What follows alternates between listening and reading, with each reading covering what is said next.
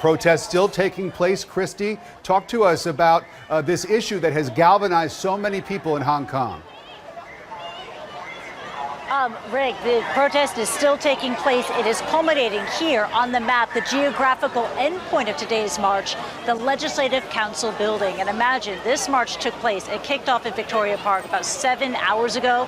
There are people still arriving, people still gathering here. Just represents the amount of anger that there is. Now, according to the numbers, Hong Kong police estimate that about 240,000 people took part in this protest.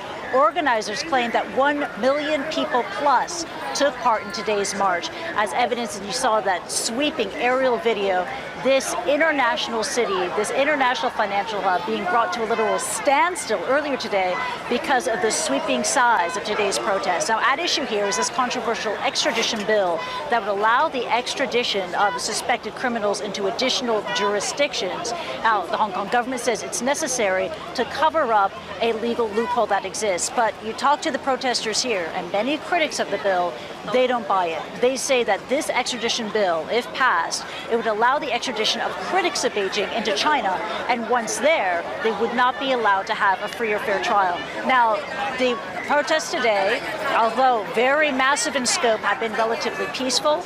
Police, they have announced the arrest of at least 7 individuals. Pepper spray was used on a small group of protesters earlier today. And again, bringing us back to the destination of today's protest, the Hong Kong Legislative Council building. Later this week, on Wednesday, June 12th, that is when Hong Kong lawmakers will again review this highly controversial piece of legislation.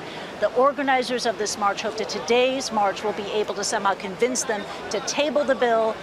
We have to wait and see if that happens. But what is definitely true is the result of today's protest march, the sheer scale of it.